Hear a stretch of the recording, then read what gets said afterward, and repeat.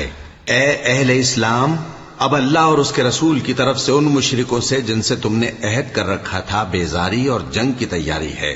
سو مشرکو، تم زمین میں 4 مہینے چل پھر لو اور جان رکھو کہ تم اللہ کو عاجز نہ کر سکو گے، اور یہ بھی کہ اللہ کافروں کو رسوا کرنے والا ہے۔ اور حج اکبر کے دن اللہ اور اس کے رسول کی طرف سے لوگوں کو آگاہ کیا جاتا ہے کہ اللہ مشرکوں سے بیزار ہے اور اس کا رسول بھی۔ اب اگر تم توبہ کر لو تو تمہارے حق میں بہتر ہے، اور اگر نہ مانو تو جان رکھو کہ تم اللہ کو ہرا نہیں سکو گے۔ اور اے پیغمبر، کافروں کو دکھ دینے والے عذاب کی خبر سنا دو۔